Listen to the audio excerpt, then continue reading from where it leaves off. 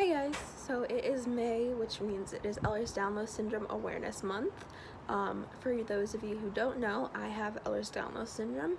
It is a genetic connective tissue disorder that causes collagen, the main protein in connective tissue, which is found everywhere in the body. It's like the glue of the body, to be defective, and it varies between different types, and each type is different. So, I am going to do a tag on it. I have my questions because I film on my phone. But first, if you are in the chronic illness community, you probably heard Chronically Jackie passed away a few days ago from EDS and complications, and I looked up to her a lot. My whole family, we all watched her videos together. So I think obviously I want to be able to pay my respects to her, but I think she always was like, keep moving forward, and we're all very like upset by her death, and a lot of us can be scared as well because sometimes it is a reality check, but we have to keep on moving forward like she would want us to do. And you know, now is EDS Awareness Month. I think we owe it to her and ourselves to raise awareness. So hopefully at some point these complications can be helped and we won't be at risk of these severe complications and even death because of it. So I'm going to be doing the tag now, but I did want to address that first because she meant a lot to me and a lot of people, and it was really unfortunate of how soon she passed. But I want to be respectful to her family and friends and not, you know, go into deal chill or anything like that. So please be respectful of her and her family and what they decide to do. She did put her life on camera, but that doesn't mean that they owe anyone any explanation. So yeah, so now I'm gonna do the tag. It was the EDS Awareness Month challenge. I just compiled all 31 questions and wanted to do the video, or else I will forget about it. So the first question is, what type do you have? I have the hypermobile type. EDS has 13 types that are discovered as of now. The most common type, hypermobility type, is the type that does not have a gene identified. So there is lots of testing. I've linked it in my other video of my diagnosis, but I will put down there again all of the EDS types, and specifically the EDS criteria for the hypermobility type, because they test you based off of the Beighton scale, different like manifestations that it shows into your body, family history, or if you've had chronic pain, dislocations without trauma, etc. And so it's an extensive test that you need to go to a geneticist. Some people are diagnosed through rheumatology, but normally it is a geneticist to rule out other types based off of skin like features. So I got diagnosed through a geneticist. When were you diagnosed? I was diagnosed October 22nd, 2018, so this past October. So this was a disease that you're born with. I didn't show symptoms of pain until I was 13, but didn't start getting dislocations until this past summer, at least constantly. There's some times I sort of think like, oh, that probably was something coming out of place, but I can't always say for sure back then because it was quite a few years ago. Comorbidities. EDS has a lot of comorbidities. Personally, I have POTS, AMPS, amplified musculoskeletal pain syndrome. Oh, POTS is postural or it's so hard to say. POTS is postural orthostatic tachycardia syndrome. It's a mouthful. It's a form of dysautonomia that causes you, when you stand, your blood flow doesn't go to your brain, your heart rate goes up, and your blood pressure goes down. Some people have hyperPOTS, where the blood pressure is variable. I'm on medicine, a beta blocker for that, but we do have to talk about more stuff since I've been more dizzy. Some people pass out, some people get close to passing out. It varies. Sorry, my dad came outside to cook food. But I have AMPS, which I will link a video if I can figure out how to put it in the top of the screen. I will, but either below, of my past diagnoses, a video I did about it. I also have IBS, which is the irritable bowel syndrome, I have a conversion disorder, different things that go along with it. And one thing I never really talk about is keratosis pilaris, or pilarius. Basically, it's called chicken skin, where you get bumps on the arm that can sometimes be with EDS, despite the fact that we normally have velvety skin. My velvety skin goes on the inside of my arm, but I have bumps on the outside. It's an overproduction of keratin in the skin causing bumps on the arms. So I didn't know that was a thing. I've had it since I was really young, and that's like a comorbidity. I'm trying to remember everything. I have rumination syndrome, which causes me to regurgitate my food, but there's a ton of things. I have allergic reactions randomly, so I haven't been diagnosed with anything, but some people have like mast cell and different things like that. How hypermobile are you? I'm pretty hypermobile, I think. The only thing I can't do is the thumb to the wrist thing. I just can't do that. My muscles have tightened over time, but I'm still very hypermobile. Like, my shoulders are all funky, my fingers are all funky, my legs, my knees, even my feet, everything's pretty hypermobile. So I would show these things, but I don't want to hurt myself, because personally for me, I have a ton of dislocation. So if you want to see the hypermobility, I have my past videos and my EDS diagnosis video that you can see of how hypermobile I am. Are you stretchy? I think that goes with being hypermobile. I mean, like, body-wise, I am pretty stretchy, but I don't practice that. If it's asking for skin-wise, I really don't have too much of stretchy skin. My skin is thicker. It's not as doughy as other types, like the classical type, which is why you should see a geneticist or a very, like, knowledgeable rheumatologist, because different types of skin characteristics makes the skin very hyperextensible, which can indicate classical type, vascular type, and many others. Mobility aids. I just got my first mobility aid. It is a cane. Like I said, I suffer from a lot of dislocations. So my hips, my right hip is probably the worst, and my left shoulder, they come out a lot. But to help me walk, I got a cane, and it's a collapsible one, so I don't need a mobility aid all the time. I only need it when it's necessary. I have it with me here. I decorated it with stickers. It's collapsible. I will put the link to it. I got it off Amazon down below, because I really recommend this if you feel like a cane is good for you. It's helped me a lot. It helps me with my POTS, and it helps me with things coming out and having to walk, because I do go to school. And when you're out, you can't guarantee that you're always going to be able to walk and move around, and moving around on dislocations is bad. What up? Oh, hello. You could just see your head like bobbing up in the video. Jesus. Okay. Pain management. So I do go to pain management. I see a pain doctor, and obviously all my doctors consult with that doctor. I do take some medicines for pain. So I do pain management that way. I also do physical therapy. Those things are to help. I get massages once in a while, which personally help me, but some people with EDS really don't like them. It just depends on your preference, and also if you have pain when someone touches you, that might not be the best. Surgeries, no. Some people have had surgeries. I haven't had any. It's been brought up, but nothing so far. Some people do have surgeries to reconstruct the joints or other things. If they have different complications, they may need surgeries to help with those complications or comorbidities, but no for me. Hospital stays, none that were inherently EDS related, but of my other illnesses last year. If you saw my other videos, you know I was in the hospital 4 times last year based off of some POTS symptoms, but a lot of intestinal, like, fluid being released and intestinal swelling.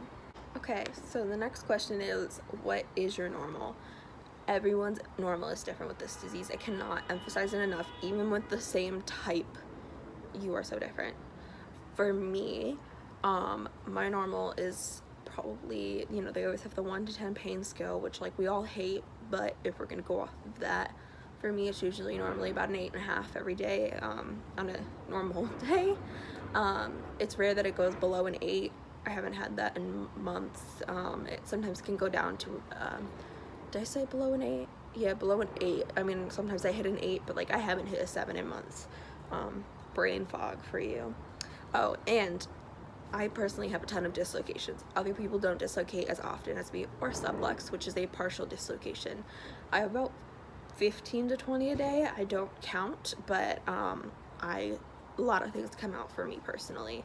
I'm normally dizzy. I have to hydrate throughout the day, or else I will be really dizzy. I can pass out. I have to go on medicine so I can go to the bathroom. All that kind of stuff. What? There's people. What is your flare like? My flares, there's a lot of different kinds of flares for me, but a normal flare I feel is IBS kicking in, going to the bathroom a lot of stomach pain, sometimes vomiting, not as much recently, but going to the bathroom a lot, becoming dehydrated. My POTS flares, I can't walk or sit up or stand up for too long because I keep on almost passing out. Sometimes my mom needs to stay home with me, or other times, sorry, people are pulling in now, or other times I can manage on my own, and just be safe. So what specialists do you see, or types of doctors? Pain management, obviously I have a general practitioner, but I don't see her very often unless it's like an emergency thing, like should I go somewhere. But I tend to not do that unless obviously I got like a cold or something, just because I personally can try my best to stay out of the hospital based off of my family being around me, and I can get some fluids down. And I just sort of waited out where other people have access to better hospitals and stuff. I do have a hospital near me, but I just don't prefer to go there. But as I was saying, pain management, general practitioner, adolescent medicine. So they help me with my disordered eating, and other things. Endocrinology, if you saw my last video, oh my god, gastroenterology, a GI doctor, a cardiologist, and I don't think I see anyone else on a regular. I don't have like a regular rheumatologic doctor because I don't like the one near me, and the room doctor that I like is all the way up in Boston. So there's a lot of noises, but all the way up in Boston, and that's just far away from me. Okay, funniest EDS story. I gotta think about this. Jeez, I think I have twitches based off my muscles being tight, and I always tell this one. I have a lot of problems with my shoulders, so it makes my neck really tight. And one day I was in like the store with my mom, and I had a twitch, and my head just like flung backwards.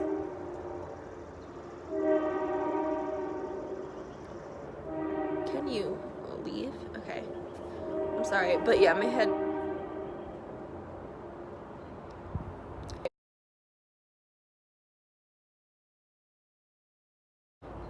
My head flung backwards, which was, I thought it was funny.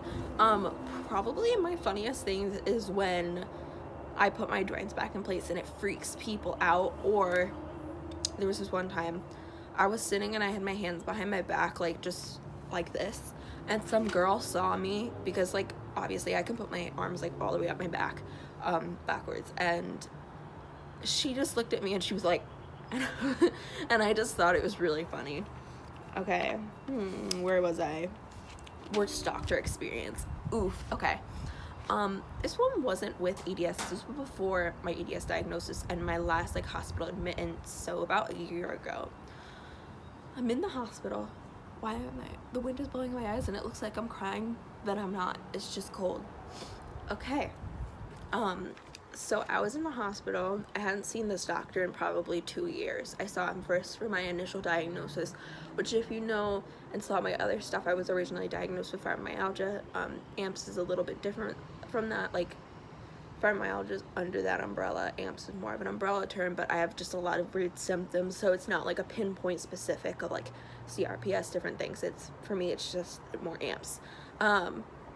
But he hadn't seen me. I had been in the hospital, again, 4 times without any answers being sent home, each time really scared. And he comes in, and we were thought at the time I had an autoimmune disorder, so we ran a lot of tests. And he comes in and he's just like, hey, so you doing better from last time I saw you? I'm like, no.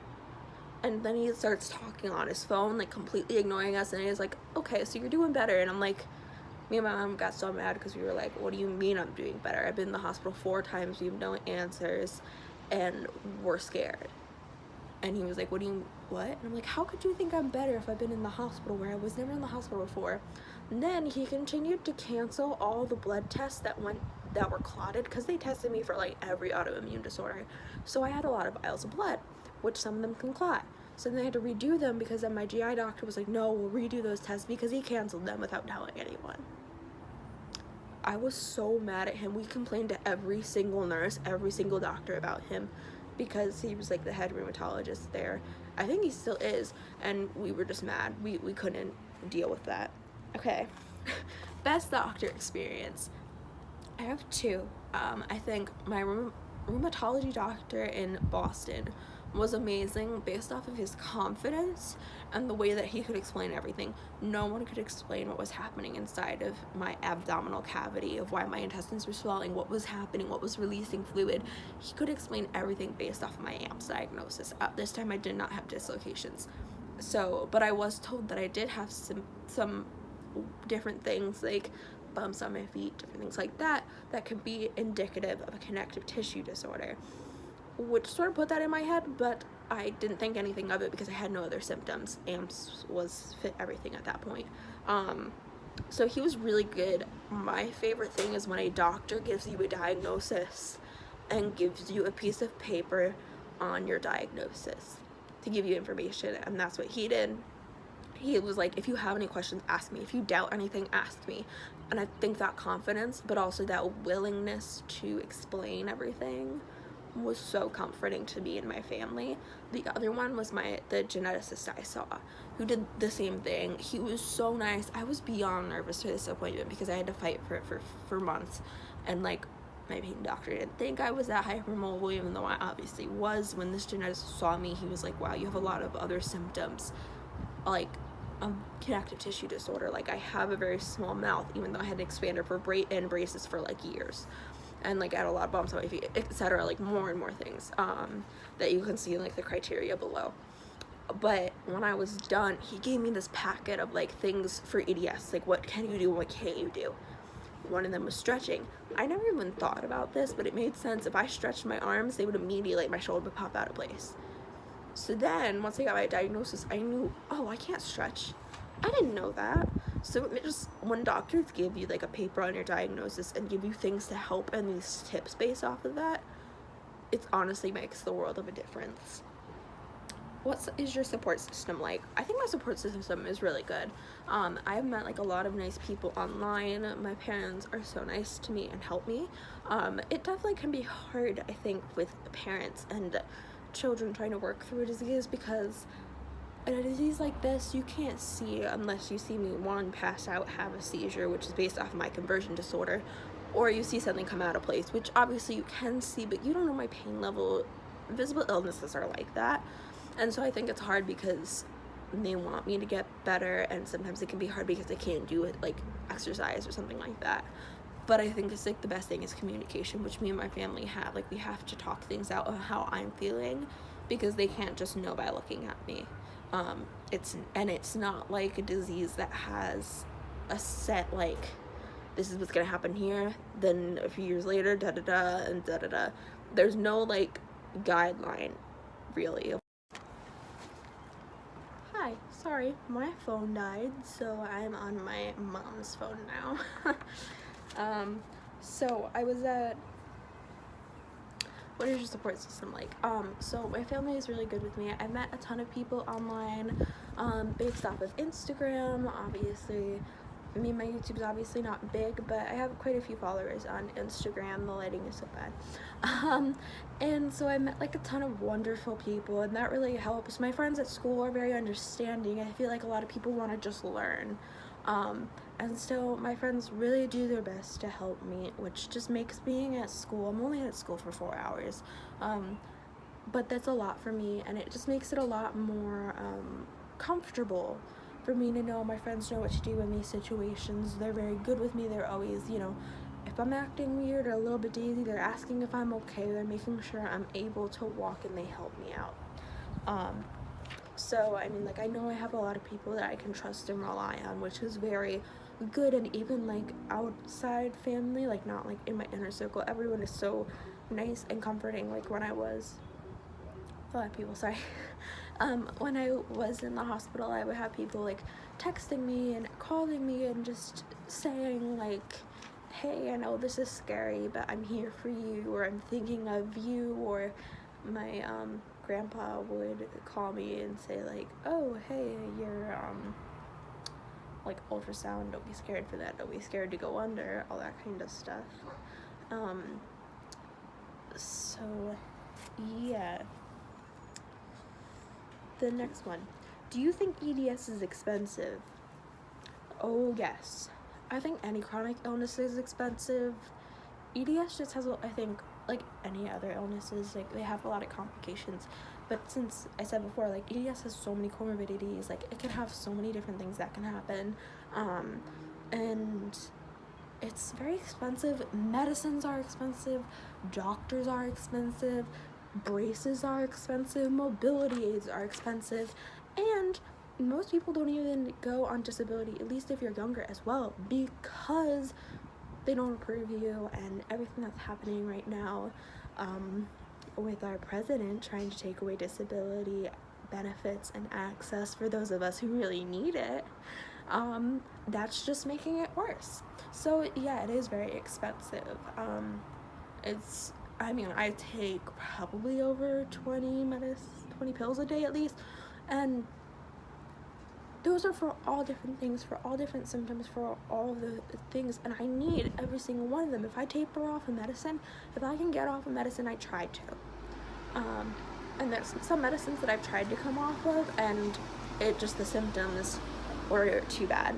But there are some medicines that I've had to drop over time because I didn't need them anymore. But it is so expensive. Braces, I think, is a hard thing, is because I dislocate so often. Braces are so expensive. KT tape is expensive. I've reacted to it now more, so that's more expensive.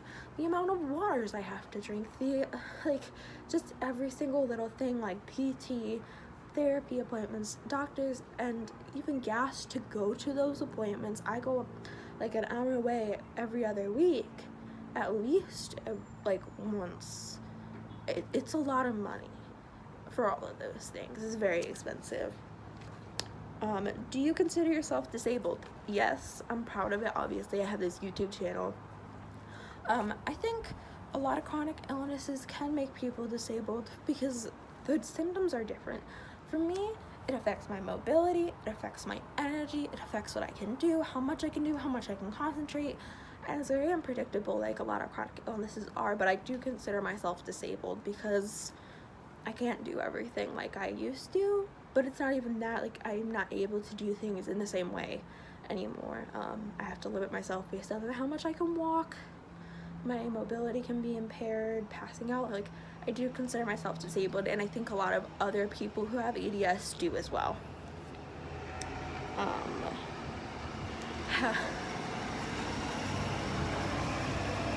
Loud truck. Okay. Have you experienced ableism? Unfortunately, yes, but I feel like a lot of us do. I experienced it at school from some people. My school is amazing with working with me, which I am beyond grateful for, and I'm going to do a video on tips for like 504 meetings and stuff like that based on my own experience, because some schools really aren't good, and I know, like, I'm at a privilege to have that, but some people are stupid, some people are mean. I get stares when I'm walking weird. Before I had my cane, I'd be like all, walking and my hip be coming out and I'm weird. and people would stare at me, and I'd be like, hey, and I'd like look them in the eyes, and they would just be like, and I'm like, okay. And then I have allergic reactions, so I have a fog mask. I think I have in my pocket. Yep, I have this for me because I have throat swelling based off of different chemicals, different things, and so, and I obviously have a cane, but not too much of that has been a problem. I mean, I used it in school for the first time today. I used it at prom and then at school for the first time today, and I did have someone be like, what, like making comments, but like I try not to think about it. But like I have worn my mask, and people like, what are you wearing, a gas mask, and try and make fun of me about it, and that's definitely not okay. I have people tell me like, oh, you look fine, and like you can't be that bad, or even just doctors not realizing that I'm as bad as I say I am, and not realizing that functioning is not the same as my level of getting better or not. That's really hard, because functioning becomes before anything else goes away, usually. And we have to work for that. And so I've been able to learn how to cope with my disease, and some things have gotten better or more under control, but that doesn't mean I'm better. And that does not mean other things haven't gotten worse. I've just learned how to get through it for me. Okay. Worst part of EDS. Symptom-wise, for me, I would say dislocations, because I have them all the time. But I think like the worst part of EDS is its uncertainty, because it is such a vast disease, and just how it does affect every system of the body. Even though like some people have like intestinal dysmotility, I have IBS and like rumination syndrome. Now, in comparison to that, obviously it's lesser, but I don't like comparing what I go through to what someone else goes through, because everyone's different, and my pain is valid and their pain is valid, and we both can struggle and be upset. But it does affect everything from allergic reactions to dislocations to your nervous system, everything. It affects everything. So I think that's the worst thing about it, is there's not like one thing I think you can pick that you can say it's not going to affect, because it affects everything. One thing EDS has taken away from you. Dang, that's deep. I sort of like wrote these down, read them, and like didn't always think about each one of them, because I sort of wanted it to be like my original reaction to it.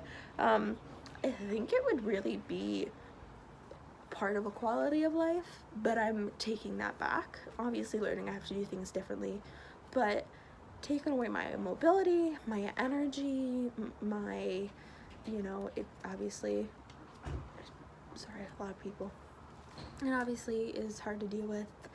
Like there's more anxiety about it. It's definitely taken away time to be around friends, and time to be a teenager. I think that's really hard, of being young with it, but also knowing that this is going to be it for my whole life. I obviously things can change, and things can do better, and things can do worse, but I think that's a lot of things. That's not one thing EDS is taking away from me. It's complicated. One thing EDS has given you, a different perspective on life that I wouldn't give away. As much as like I've in this video talked about how terrible EDS is, and I don't think anyone should have to go through this, or any other illness for that matter, but it's given me a different perspective on life that even some adults don't have.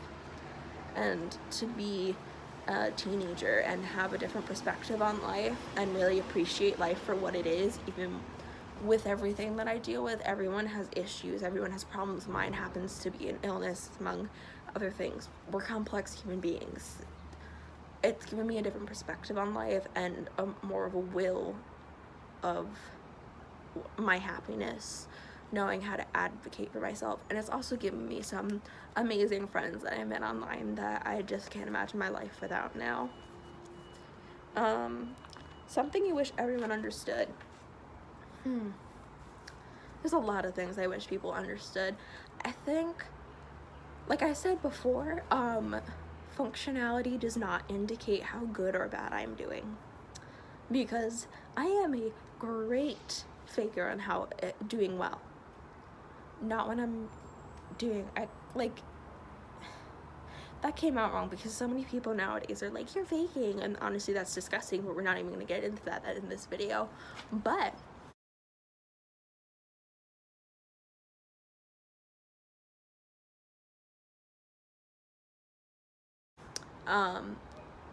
I think all of us with chronic illnesses, we can be like, I'm doing well, and we can say positivity. If someone's asking me how I'm doing, if I'm close to them or they do with a chronic illness, I'm telling them point blank how I'm doing. If someone else asks me, I'm going to be like, well, this is happening, but here's positive. And I do try to remain positive, but it's hard. And I think that with anything, you cannot always remain positive and accept that, but definitely like understanding functionality is not how I'm doing, because a lot of people will be like, oh, you're doing more, you're better.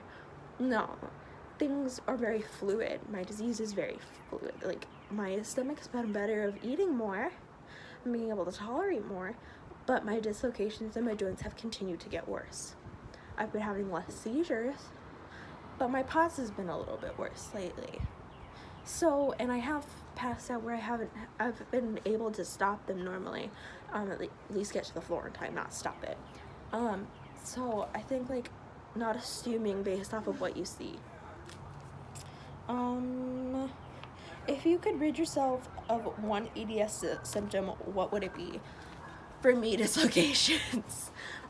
Again, like everyone else, it's gonna be different. If someone has like something else, like a different comorbidity, EDS, a different symptom that's really, really bad, they would probably say that. But for me, dislocations, because they hurt everything. They hurt the bones, they hurt the muscles, and pain medication does not reach my my bones. There are people parking. So many people are getting home right now. Like, is this magic hour? I don't know. But yeah, that. One person you're grateful for. One person? Jesus. Oh my God. Like, okay. I think I always have to say my mom as like the main person I'm thankful for, because she helps me so much. She's my rock. I rely on her like crazy. And so I would say her as like number one. But honestly, like, my whole family, everyone is so great. Like, extended family is amazing. My friends in real life and on Instagram, people I can just vent to. Like, honestly, like I said before, with my support system, everyone's so amazing. But my mom is like my best friend, so it's hard to say anyone else. Scariest part of your future with EDS. I think this hits home for all of us right now with what happened with Jackie. I think some of us are afraid to talk about why we're scared, because she passed away, and like I said in an Instagram story post, like, I don't want to make it about me, but I want to acknowledge that there are people out there who are scared right now. I think it's how uncertain it is. Some people go blind from EDS, some people go deaf, some people have to have feeding tubes, some people need to have central lines, some people need to have spinal surgery, like completely fused. So there's so many different things that can happen. And when you research, because I'm doing a project on chronic illnesses, when you research EDS, it normally says like hypermobility type is fine, like pain, but like you have just dislocations. Or sometimes it'll say like POTS, and sometimes it will actually acknowledge things like intestinal dysmotility, mast cell, but it only says like vascular type is the worst, and that you can die from it, which, don't get me wrong, vascular type does have a set age. You normally don't live past 50, but that doesn't mean you can't die from any other part of EDS. It's comorbidities, it's symptoms. It happens, and I think that's the scariest part, but I can't live my life in fear because there's so many things that can happen with this disease. I can't just be like, okay, let's worry about everything, because the thing I've learned with EDS is I cannot control what my body does or what happens with my body, but I can control how I react to it, which is so cliche, but I promise myself that I will always do what's best for me. What's best for me, always, no matter what my body does, I'm always gonna try my best. So it definitely is the uncertainty of it, because there's just so many things that can go wrong. What are your health goals? I think, like I just said, I don't really give myself exact health goals, because sometimes I feel like it puts me up for disappointment because I can't control everything that my body does. I obviously go to physical therapy and I do all that I can, but my main health goal is just to always know I'm doing what's best for my body. Have you ever met someone with EDS in person? Penny is causing a riot inside. I have met someone with EDS in person, actually 2 people, but it was before I was diagnosed. Okay. But it was before I was diagnosed, when I was up in Boston with my vlog in Boston at the Comfortability program. There was there was a pair of sisters that had EDS, both of them.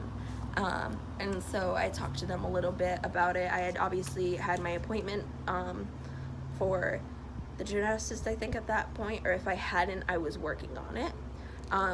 But yes, there was people there, and there was another person there that had suspected EDS but was waiting on their geneticist appointment as well.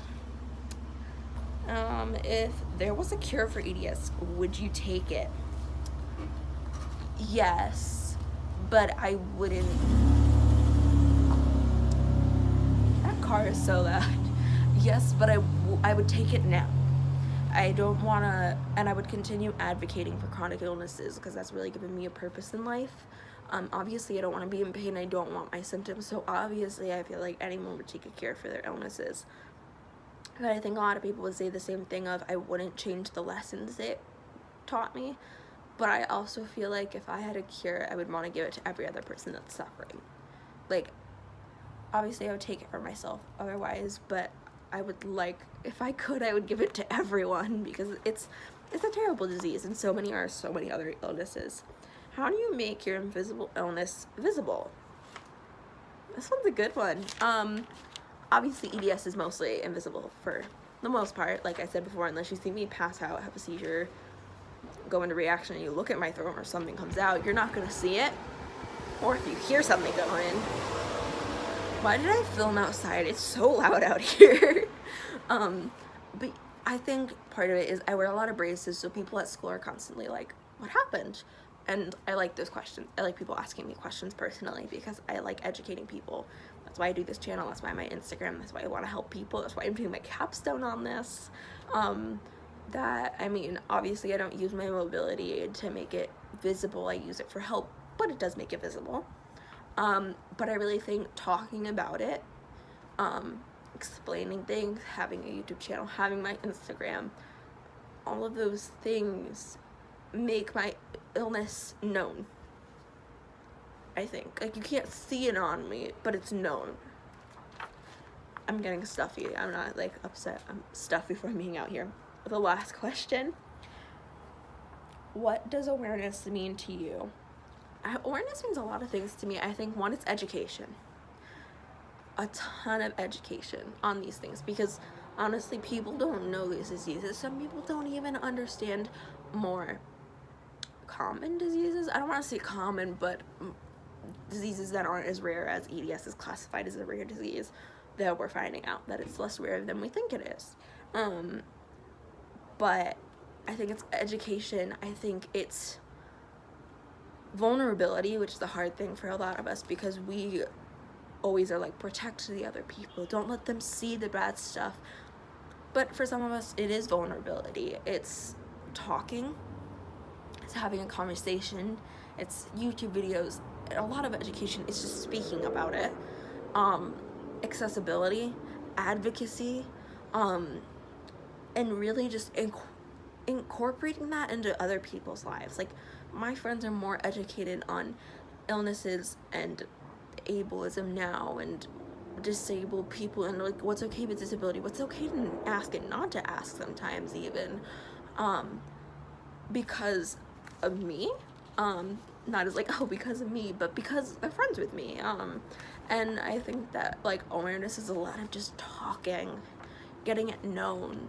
Like, the movie 5 Feet Apart. I saw it, and you know, some people obviously have their opinions on the movie, that, you know, Hollywood romanticizes illnesses, which is not okay. That, as other people said, it gets the name out there. The name gets out there. More people know. More people want to help. More people want to talk about it. It starts a conversation. Awareness starts with talking or communication in any form. A video, a picture, anything. So I think if you want to raise awareness, it's as easy as posting a picture online. It's as easy as making a video, talking, writing a little text post. Awareness is a conversation, is communication between the people who are suffering from that disease and everyone else. And it's not opposing sides. It's, hey, we're suffering with this, let's come together. It's not like, I'm suffering with this, push.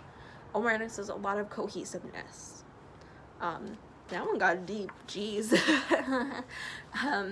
But I'm going to continue doing EDS awareness videos because EDS is important. EDS is scary, EDS is dangerous, and EDS sucks. And I don't think an illness has to be inherently dangerous or give you a death sentence to be, like, talked about. Because I've had doctors talk to me and be like, well, this is not dangerous. Like, you haven't died, so it's not dangerous. Or something along those lines. And, like, you know what? Pain, passing out, these things, they're not fun to deal with, and no one should have to deal with them. There are illnesses that are being talked about more. And the main illness, like, a lot of us have to experience is people saying, like, at least you don't have cancer. I'm talking about that, and cancer is a terrible illness. But it's not the only terrible illness. And I think that we need to acknowledge more disabilities and more illnesses and just acknowledge that they're there, start the conversation, and work on things. Because we don't get anywhere without getting things known. And unfortunately, it's up to us to do that sometimes, because it's hard for us to advocate and have energy. But no one else is gonna do it at the end of the day, because there's just not many other people know. Maybe family members, or people who know you, maybe. But we really have to start the conversation. So this is a long video, and I have to edit it because it is May 1st and get it up by tonight. But I will continue doing these videos, more vlogs in May. And thank you if you've made it this far, because I can talk someone's ear off. But I love you guys so much. My Instagram is down below, and the links that I promised down below, information on EDS, the EDS Society, and different diagnostic criteria for hypermobility type, but also talking about all the subtypes. So I love you all. Happy EDS Awareness Month. As much as other illnesses, don't forget, EDS is not the only illness that is awareness in May. So bye guys.